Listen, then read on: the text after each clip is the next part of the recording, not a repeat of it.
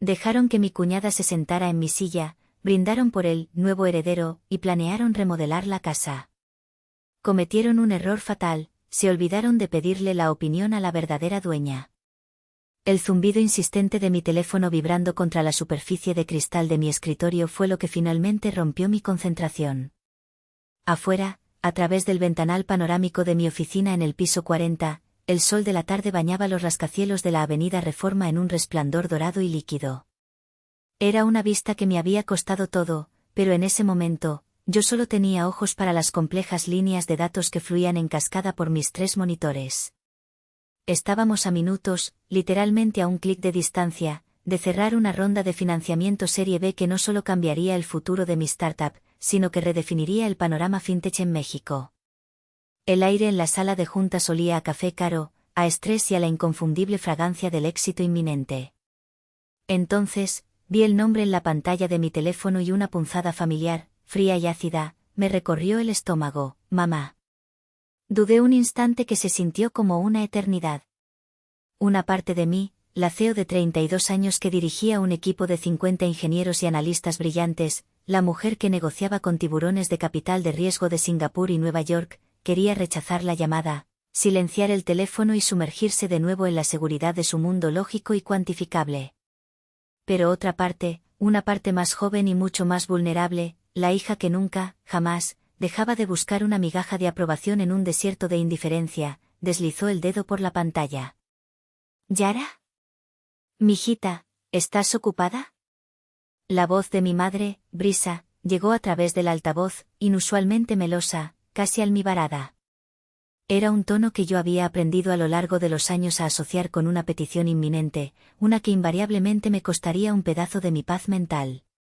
Un poco, mamá.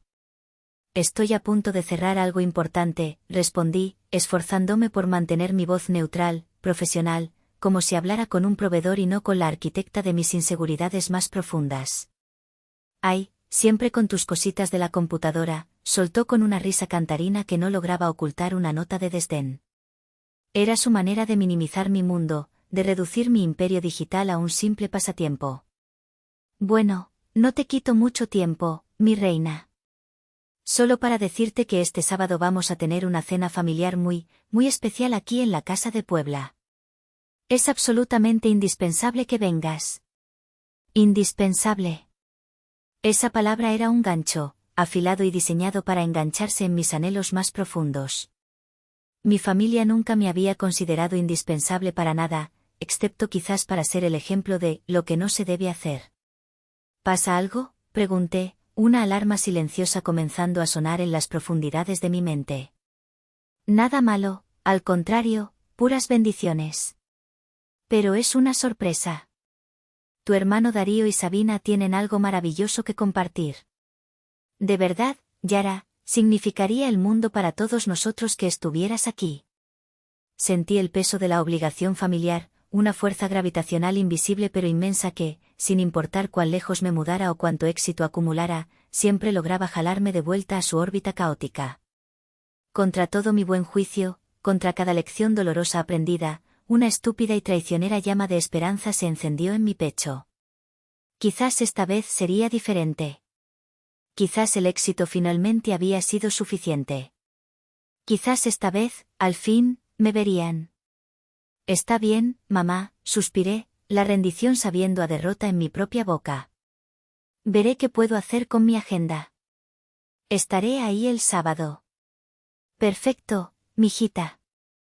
Sabía que podía contar contigo, dijo, su voz volviendo a su tono normal y eficiente, y colgó antes de que pudiera arrepentirme. Me quedé un largo rato mirando el horizonte de la ciudad, un imperio de cristal y acero que yo estaba ayudando a construir. En ese mundo, yo era una reina. Me sentía poderosa, competente, respetada. Pero una simple llamada de 30 segundos de mi madre bastaba para despojarme de mi armadura y hacerme sentir de nuevo como esa niña con gafas que solo quería que la eligieran para el equipo. El viernes por la tarde, el rugido silencioso de mi Tesla era lo único que rompía la monotonía de la autopista México-Puebla. Dejé atrás mi apartamento minimalista en Polanco, un santuario de orden y calma, para adentrarme voluntariamente en el epicentro de mi caos personal. El viaje de 2 horas era un túnel del tiempo, un purgatorio sobre asfalto que me transportaba de mi presente cuidadosamente construido a un pasado del que no podía escapar del todo. Mientras los majestuosos volcanes Popocatépetl e Iztaccíhuatl se dibujaban en el horizonte, guardianes silenciosos de tantos secretos, mi mente comenzó a vagar por las salas de mi museo personal de heridas, una colección privada y dolorosa de recuerdos que definían mi relación con mi familia. La primera exhibición, la pieza central y la más dolorosa, estaba dedicada a mi padre, Héctor. El recuerdo era tan vívido que casi podía oler el polvo de la vieja computadora de escritorio. Yo tenía 15 años, una adolescente torpe y apasionada por las matemáticas y la lógica. Mis ojos brillaban de una emoción pura mientras le mostraba en la pantalla monocromática mi primera línea de código funcional. Era un programa simple, casi ridículo, que hacía que la frase «Hola, mundo» rebotara por la pantalla en un bucle infinito. Para mí, era magia. Había creado algo de la nada, había dado una orden y la máquina había obedecido. Para él, fue un chiste. Se rió. No fue una risa amable, sino una risa profunda, condescendiente, de esas que te desarman y te hacen sentir pequeño e insignificante. Deja esos juegos de niños, mijita, me dijo, despeinándome el cabello con una brusquedad que pretendía ser cariño. Esas son modas pasajeras. Un abogado, un título del bufete familiar, eso sí es para siempre. En ese preciso instante, su risa no solo desestimó mi pasión, encendió un fuego dentro de mí. Una llama fría y silenciosa. Mi ambición, a partir de ese día, ya no se trataba solo de éxito. Se convirtió en una misión silenciosa y obsesiva por demostrarle que mi moda pasajera valía más de lo que su mundo tradicional de leyes y legados podría jamás imaginar.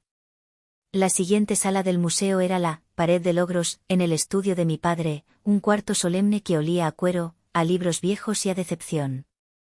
El título de abogado de mi hermano Darío, obtenido con calificaciones mediocres y mucha ayuda de tutores, colgaba en el centro de la pared principal, enmarcado en pesada caoba y con una placa de latón brillante que rezaba, Darío Vargas, orgullo de la familia. A su lado, sus trofeos de golf y tenis, símbolos de una vida de ocio y privilegios. Mi premio como innovadora financiera del año en Latinoamérica, un prestigioso galardón de cristal tallado que me habían entregado en una ceremonia en Sao Paulo, lo encontré una vez por accidente, metido en el último cajón de su escritorio, debajo de un montón de papeles viejos. Cuando le pregunté, con un nudo en la garganta, por qué no lo había colgado, se encogió de hombros sin levantar la vista de sus documentos. No va con la decoración, Yara. Demasiado moderno. Demasiado puntiagudo. Avancé a la exhibición de la Navidad pasada, una escena de felicidad forzada alrededor de un árbol sobrecargado de adornos. Darío y su esposa, Sabina, recibieron un sobre elegantemente caligrafiado. Dentro, las llaves de una casa de campo en Atlixco. Para que empiecen a construir la futura familia, anunció mi padre con orgullo. Mi regalo, envuelto en el mismo papel caro, era un libro de cocina de alta gama. La dedicatoria de mi madre, Brisa, estaba escrita en su caligrafía perfecta y afilada, para que aprendas lo que de verdad importa y a ver si así encuentras un buen hombre que te cuide. El mensaje era claro como el agua, mi independencia, mi éxito, mi empresa multimillonaria, todo era una falla, una desviación del único camino válido para una mujer de bien. Un nuevo recuerdo, más sutil pero igual de doloroso, se añadió a la colección. La elección de mi universidad. Recordé la tensión en la sala cuando anuncié que había rechazado la plaza en la Escuela Libre de Derecho para aceptar una beca completa en el TEC de Monterrey, Campus Ciudad de México, para estudiar ingeniería en sistemas. Mi padre no dijo nada. Simplemente se levantó y salió de la habitación. Mi madre suspiró y dijo, allá tú y tus ideas raras. Pero no esperes que te apoyemos en esa aventura. Esa aventura era ahora una empresa valorada en 9 cifras. El recuerdo más reciente me asaltó justo cuando entraba a las calles empedradas del centro histórico de Puebla. Al llegar a la imponente casona colonial que era el hogar de mi familia, Sabina me recibió en la puerta. Su abrazo fue breve, sus uñas de gel, perfectamente cuidadas, se clavaron ligeramente en mi brazo. Yara, qué bueno que viniste, susurró cerca de mi oído, su aliento olía a menta y veneno. Así ves cómo funciona una familia de verdad, unida, con valores. Me guió adentro y, con una sonrisa que no llegaba a sus ojos, señaló hacia el pasillo de arriba. Tuvimos que vaciar tu antiguo cuarto, espero no te moleste. Necesitábamos el espacio para empezar a planear el cuarto del bebé. Será el heredero principal, ¿sabes? Cada palabra era un golpe calculado. Heredero principal. Familia de verdad. Me sentí como una turista en mi propia historia, una extraña a la que le estaban mostrando amablemente la salida. Dejé mi maleta en el cuarto de huéspedes, un espacio impersonal y frío que olía a naftalina, y respiré hondo. La batalla, como siempre, estaba a punto de comenzar. El comedor era un escenario montado para una obra en la que yo era un personaje secundario y mal escrito. La larga mesa de madera de caoba pulida, con capacidad para 20 personas, brillaba bajo la luz parpadeante de un candelabro de cristal que mi abuela Leonor había traído de Europa. Reflejaba la vajilla de plata, grabada con el monograma familiar, y las copas de bacará que solo se usaban en ocasiones especiales. La jerarquía de mi familia, su rígida y cruel estructura de poder, se desplegaba ante mí con una claridad brutal. Mi silla de toda la vida, el lugar de honor a la derecha de mi padre, estaba ocupada por Sabina. Estaba radiante, enfundada en un vestido de seda de un diseñador local famoso que acentuaba sutilmente su vientre apenas incipiente. Su mano, enjollada y manicurada, descansaba sobre él de manera protectora, casi posesiva, como si guardara el tesoro de la corona. Mi hermano Darío, a su lado, la miraba con una adoración que me resultaba casi cómica en su previsibilidad. Él no la veía a ella, veía el reflejo de su propio éxito, de su propio estatus como el hijo pródigo que había cumplido con todas las expectativas. Yara, qué bueno que bajaste, dijo mi madre, su voz interrumpiendo mis pensamientos. No me miró, estaba demasiado ocupada ajustando un centro de mesa floral. Señaló con un gesto vago y displicente hacia el extremo más alejado de la mesa. Siéntate ahí, junto a la tía abuela Consuelo. La tía abuela Consuelo era una anciana encantadora de 90 años que estaba prácticamente sorda y cuya única conversación giraba en torno a las dolencias de sus gatos siameses. Sentarme a su lado era el equivalente social a ser enviada al rincón de los castigos. Era el exilio hecho asiento. Obedecí en silencio, recorriendo la larga mesa bajo la mirada indiferente de primos y tíos. Me senté y le sonreí a la tía Consuelo, quien me devolvió una mirada vacía antes de empezar a contarme sobre la última bola de pelo de su gato, Mefistófeles. Mi padre, Héctor, finalmente levantó la vista de la botella de vino de reserva que estaba abriendo con un cuidado reverencial. Me dedicó un asentimiento casi imperceptible, un movimiento de cabeza de apenas 1 milímetro, y sus ojos se desviaron de los míos en menos de un segundo. Era un maestro en el arte de hacerme invisible, de comunicarme sin palabras que mi presencia era, en el mejor de los casos, una formalidad tolerable. El único que me sostuvo la mirada fue mi abuelo, Arturo. Sentado directamente frente a mí, en el otro extremo de la mesa, me observó con una expresión indescifrable, una mezcla de profunda tristeza y una extraña, casi eléctrica, anticipación. Vi el dolor en sus ojos, dolor por mí, pero también vi algo más, una chispa de desafío. Me guiñó un ojo discretamente, un gesto tan pequeño y fugaz que casi pensé que lo había imaginado. Pero fue suficiente. Fue un ancla en medio de la tormenta de indiferencia que se arremolinaba a mi alrededor. La cena, la celebración indispensable, había comenzado. La conversación durante la sopa de tortilla fue una sinfonía de temas en los que yo no tenía cabida, un muro de sonido diseñado para excluirme. Se habló del torneo anual del club de golf, de la última adquisición de un socio del bufete, de los planes de remodelación de la catedral y de los chismes de las familias, bien, de Puebla. Cada vez que intentaba intervenir, mis palabras flotaban y morían en el aire, ignoradas o desviadas con una habilidad pasivo-agresiva que mi madre había perfeccionado a lo largo de los años.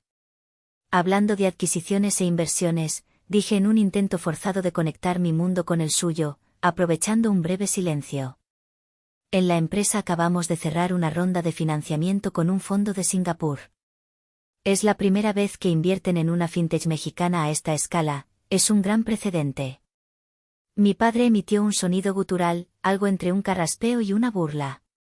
Dinero de Internet, murmuró, lo suficientemente bajo para que no fuera una confrontación directa, pero lo suficientemente alto para que yo lo oyera. Qué interesante, mijita, dijo mi madre, sin mirarme, mientras le hacía una seña a la empleada doméstica para que retirara los platos. Su tono era el que se usa para hablarle a un niño que acaba de mostrarte un dibujo hecho con macarrones. Darío, querido, cuéntale a tu padre sobre el caso de los terrenos de Zabaleta. Eso sí es dinero de verdad. Y así, mi logro, la culminación de meses de trabajo agotador, de negociaciones transcontinentales y de noches en vela, fue barrido bajo la alfombra de una conversación sobre bienes raíces locales. Me recosté en mi silla, sintiendo el frío de la derrota. Decidí no intentarlo más. Me convertiría en lo que ellos querían que fuera, un fantasma en su banquete. Finalmente, cuando sirvieron el plato principal, un mole poblano exquisito cuyo aroma a chocolate y chiles apenas podía percibir, Darío se puso de pie.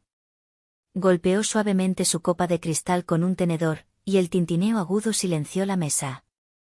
Una sonrisa de suficiencia, la sonrisa de un hombre que nunca ha tenido que luchar por nada en su vida, se dibujaba en su rostro. Familia, comenzó, tomando la mano de Sabina, quien lo miraba como si fuera un dios griego. Mi maravillosa esposa y yo tenemos una noticia que hemos estado ansiosos por compartir con ustedes. Hizo una pausa dramática, un truco que sin duda había aprendido de mi padre en los tribunales, saboreando el momento. Vamos a ser padres.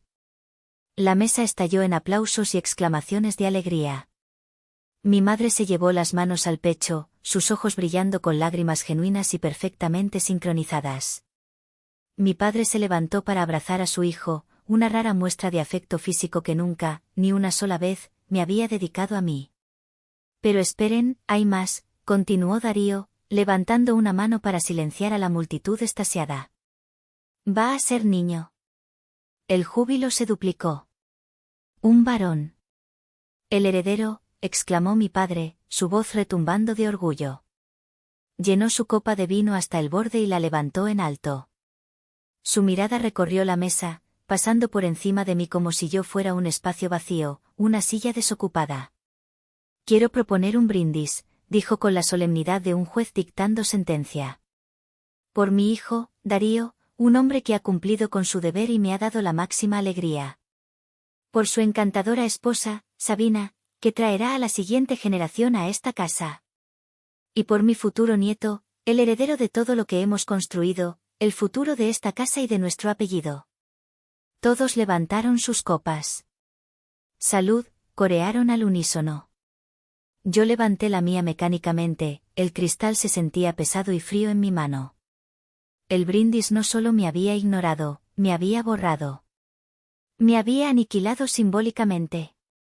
En la narrativa de mi padre, en la historia oficial de la familia Vargas, el futuro ya estaba escrito, y en sus páginas, yo no existía. Bebí el vino de un trago. Tenía un sabor amargo, como a cenizas.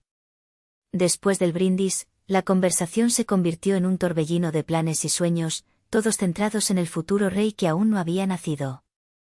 Se discutieron nombres, Héctor, por supuesto, o Darío II, colegios, el mismo colegio privado y conservador al que habían asistido mi padre y mi hermano, el club al que sería inscrito al nacer y, sobre todo, el espacio físico que ocuparía en la casa y en la familia.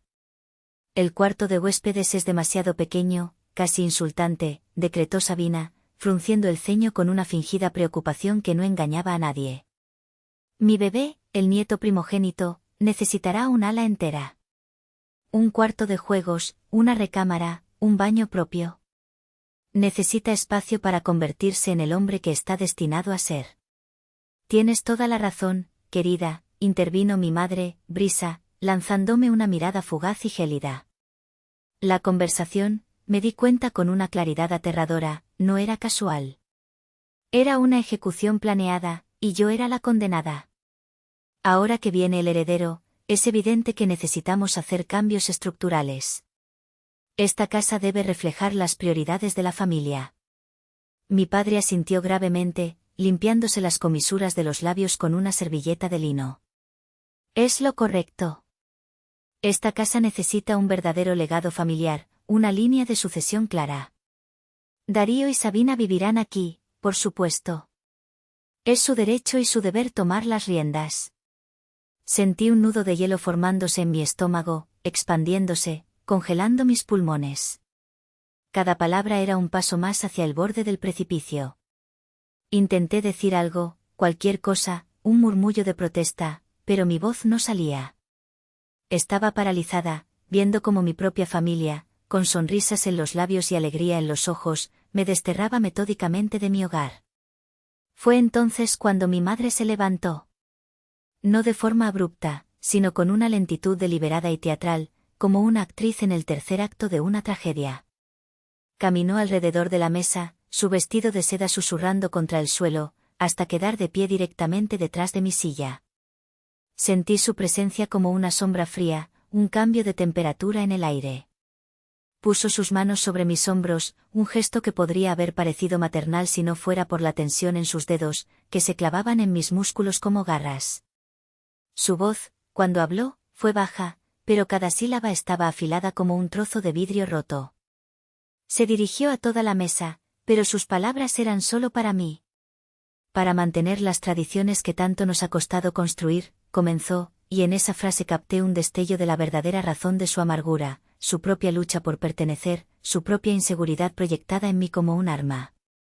Para asegurar que el legado de esta familia continúe sin distracciones, sin influencias externas, esta casa debe ser el nido de la rama principal. Hizo una pausa, apretando ligeramente mis hombros, un acto de dominación física. Luego, se inclinó hasta que su boca estuvo cerca de mi oído. El perfume caro que usaba, un aroma floral y pesado, me asfixió. Y tú, Yara, susurró, su aliento cálido y venenoso en mi piel, eres una distracción. Se enderezó y su voz se elevó, clara y resonante, para que todos escucharan, para que la humillación fuera pública, definitiva e irrevocable. Este asiento y esta casa ahora le pertenecen a tu hermano, declaró. Tú ya no tienes lugar aquí. El silencio que siguió fue más ruidoso que cualquier grito. Fue un silencio denso, pesado, lleno de la complicidad de todos los presentes. Darío, mi hermano, el niño al que le había enseñado a andar en bicicleta, no levantó la vista de su plato. Se había convertido en un cobarde. Mi padre, el hombre cuya aprobación había buscado toda mi vida, asintió lentamente, sellando la sentencia de su esposa con un gesto de aprobación patriarcal. Un dolor agudo, más profundo que cualquiera que hubiera sentido antes, me atravesó. Pero debajo del dolor, algo más surgió. La vieja herida de mi padre llamando, juegos de niños, a mis sueños se abrió de golpe, y de ella no brotó sangre, sino una rabia fría y cristalina. La tristeza se evaporó, reemplazada por una claridad absoluta. Me levanté de la silla, mi movimiento fue tan lento y deliberado como el de mi madre. No dije una palabra. No derramé una lágrima. Simplemente me di la vuelta y caminé hacia la salida del comedor, sintiendo todas las miradas clavadas en mi espalda, como cuchillos. Caminé por el largo pasillo de baldosas frías, cada paso resonando en el silencio acusador de la casa. El eco de mis tacones era el único sonido, un metrónomo marcando el final de un capítulo de mi vida. Mi único objetivo era llegar a la puerta principal, una enorme puerta de madera labrada, salir a la noche estrellada de Puebla y no volver jamás. No iba a dignificarlos con una escena, no iba a suplicar, no les daría la satisfacción de verme rota. Había terminado. Mi mano ya estaba en el pesado picaporte de bronce, frío al tacto, cuando una voz me detuvo. Espera. Era mi abuelo, Arturo. Su voz no era suplicante, sino imperativa. Me di la vuelta. Estaba de pie al final del pasillo, su figura alta y delgada recortada contra la luz cálida del comedor. Había una urgencia en su postura, una rigidez en sus hombros que nunca le había visto. No te vayas, dijo, su voz normalmente suave ahora tenía un filo de acero. Vuelve al comedor. Hay algo que todos necesitan escuchar, lo quieran o no. Abuelo, ya escuché suficiente, respondí, mi voz sonaba hueca, extraña a mis propios oídos. No hay nada más que decir. Ellos ganaron. Te equivocas, insistió, caminando hacia mí con una rapidez sorprendente para sus 80 años. No han ganado nada. Solo han demostrado su ignorancia. Hay todo por decir. Y es mi culpa, mi grave culpa, que no se haya dicho antes. Llegó a mi lado y me tomó suavemente del brazo. Su agarre era sorprendentemente fuerte, el de un hombre que había trabajado con sus manos toda su vida. Me miró directamente a los ojos, y por primera vez, vi más allá de su habitual calma y su tristeza resignada. Vi décadas de arrepentimiento, de palabras no dichas, de secretos guardados por un juramento a su difunta esposa. Perdóname, mi niña, susurró, su voz quebrada por una emoción cruda.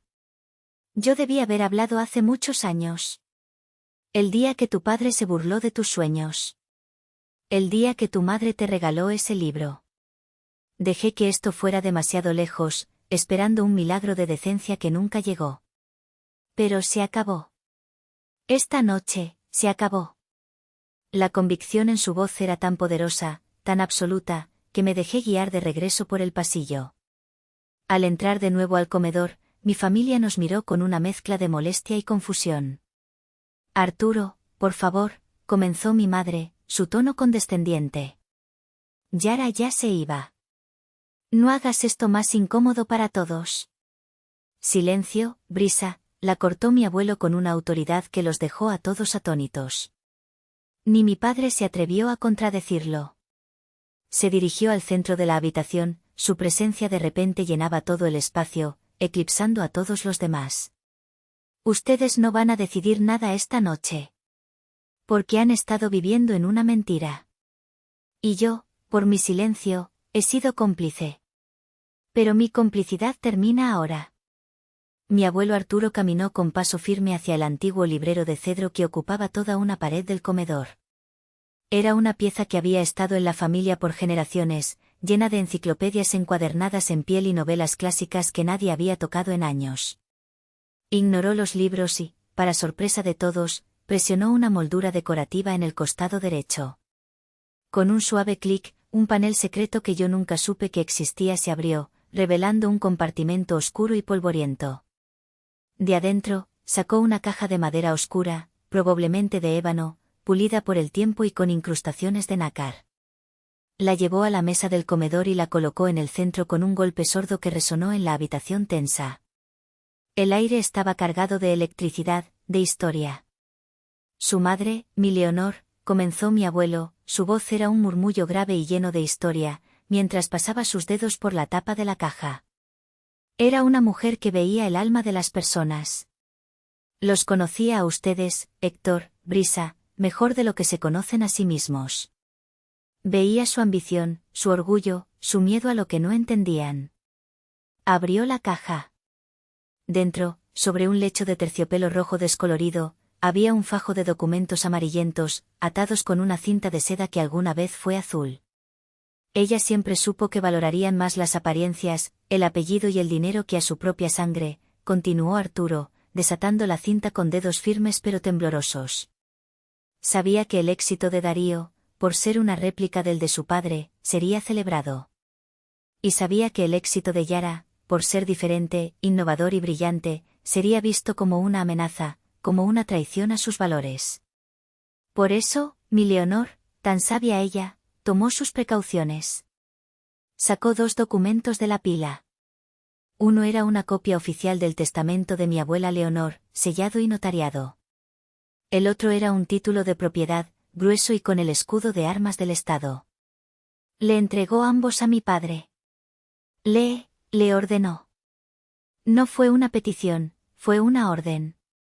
Mi padre, el gran abogado Héctor Vargas, tomó los papeles con una mezcla de arrogancia y curiosidad. Sus ojos expertos recorrieron la primera página del testamento, luego la segunda. Su expresión comenzó a cambiar de una forma casi imperceptible al principio. Un ligero fruncimiento del ceño. Luego, sus ojos se abrieron un poco más. Volvió a leer una cláusula, sus labios moviéndose en silencio. La confianza se desvaneció de su rostro como la tinta bajo el agua, reemplazada por una confusión que rápidamente se transformó en pánico puro. Una fina capa de sudor apareció en su frente. Sus manos, las manos seguras de un litigante, comenzaron a temblar ligeramente. Yo observaba la escena desde el umbral, mi corazón latiendo con una fuerza dolorosa, una mezcla de miedo y una esperanza salvaje. Finalmente, encontré mi voz. Era una voz que no reconocía del todo, calmada, controlada, casi distante. ¿Qué pasa, papá?, pregunté, cada palabra cayendo como una gota de hielo en el silencio. ¿Hay algún problema con el nombre en los papeles? Tú que eres abogado, deberías poder entenderlo.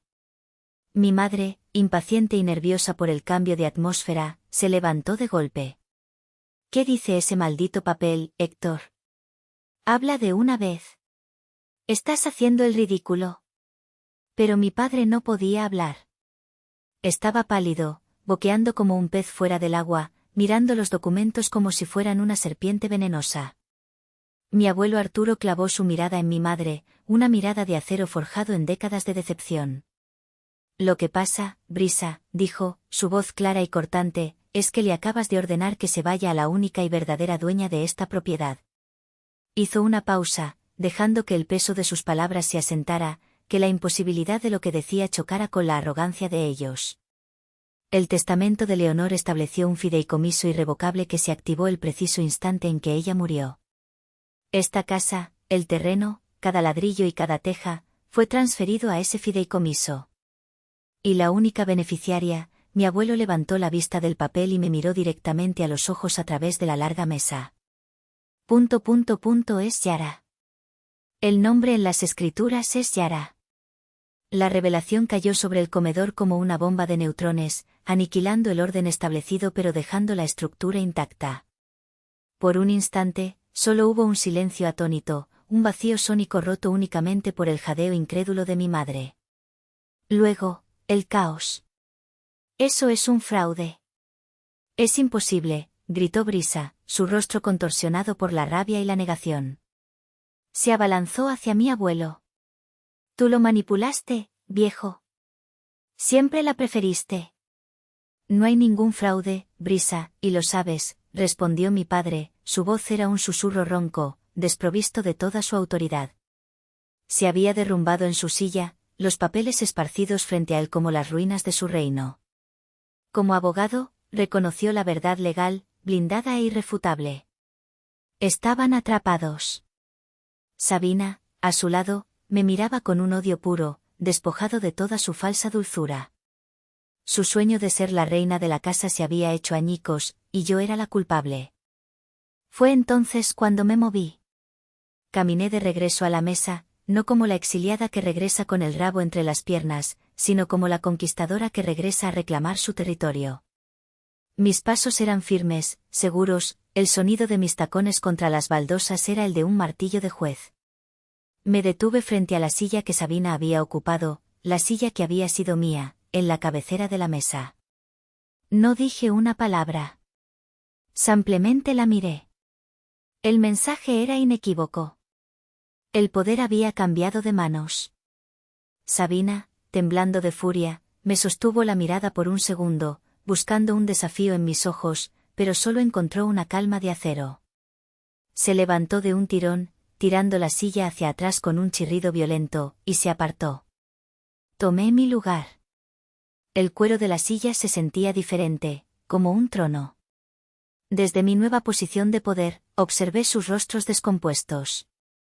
La rabia impotente de mi madre, la derrota absoluta de mi padre, el veneno en los ojos de mi cuñada y la cobardía confusa en los de mi hermano. Esta es mi casa, dije, y mi voz resonó con una autoridad que nunca antes había poseído. Era la voz de alguien que finalmente entendía su propio valor, un valor ratificado por la ley y por el amor de una abuela visionaria. Y si quieren tener el privilegio de dormir bajo mi techo esta noche, y cualquier otra noche, van a escuchar con mucha atención. Porque a partir de ahora, hay nuevas reglas. Los miré a cada uno, deteniéndome un momento en mi padre, que no podía levantar la vista del suelo. Regla número 1, mi abuelo, Arturo, es el patriarca de esta familia y de esta casa. Vivirá aquí, honrado y respetado, hasta el último de sus días. Sus deseos son órdenes. Su comodidad es mi prioridad. ¿Entendido?